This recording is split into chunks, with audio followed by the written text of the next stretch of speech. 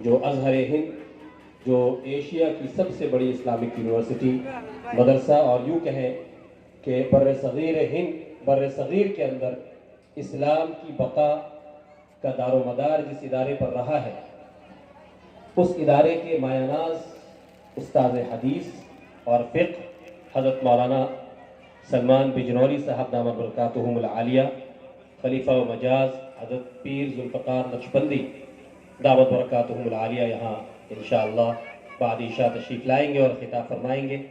اس سے پہلے آپ کے محلے کے لیے انتہائی سعادت کی بات ہے کہ ایسے مکتب کا وجود آپ کے بالکل ڈور اسٹیپ پر ہے کہ آپ کے بچے وہاں سے جا کر مستفید ہو رہے ہیں اور سیکھ رہے ہیں اور اللہ کے دین کے داعی شیدائی بن رہے ہیں۔ ایسے ہی ہونہار بچے آج ہمارے سامنے موجود ہیں جن کے تعلیمی مظاہرے کا سلسلہ عصر کے بعد سے جاری تھا الحمدللہ، اور اب مزید بچوں کے مظاہرات کا سلسلہ اس وقت شروع ہو رہا ہے۔ یہ بچے وہ ہیں کہ جو آج چھوٹے چھوٹے ننھے منھے نظر آ رہے ہیں اور چھوٹی چھوٹی چیزیں پیش کر رہے ہیں، لیکن مستقبل میں دین کی بقا کا ذریعہ بنیں گے اور مستقبل میں ہمارے شہر کے لیے مفید بنیں گے، اللہ کے نام کو باقی رکھنے کا ذریعہ بنیں گے۔ اسی استحضار کے ساتھ آپ ان کی باتوں کو سنیں انشاءاللہ۔ میں مزید انشاءاللہ بیچ بیچ میں گفتگو کرتا رہوں گا اور آپ لوگوں کی توجہات دینی امور کی طرف، مکاتب کی طرف اور مدارس کی اہمیت کی طرف موڑتا رہوں گا انشاءاللہ۔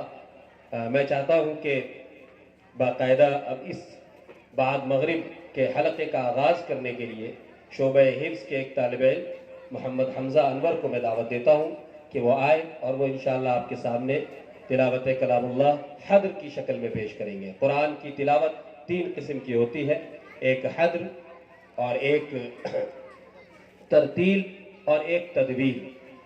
تدویر وہ ہوتی ہے جو نماز میں پڑھا جاتا ہے، حدر اس سے تھوڑی سی اور تیزی سے پڑھا جاتا ہے، اور ترتیل جو قاری عبدالباسط صاحب وغیرہ اور دیگر قراء جو بہت ہی لمبے لمبے انداز میں اور کھینچ کر پڑھتے ہیں اس کو ترتیل کہا جاتا ہے۔ تو انشاءاللہ تمام قراتوں کا مظاہرہ یہاں پہ ہوگا۔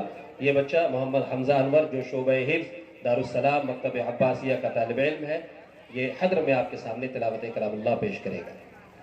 السلام علیکم ورحمۃ اللہ وبرکاتہ۔ اعوذ باللہ من الشیطان الرجیم، بسم اللہ الرحمن الرحیم۔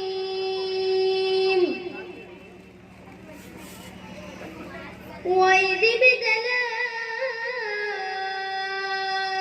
إِبْرَاهِيمَ رَبُّهُ بِكَلِمَاتٍ فَأَتَمَّهُنَّ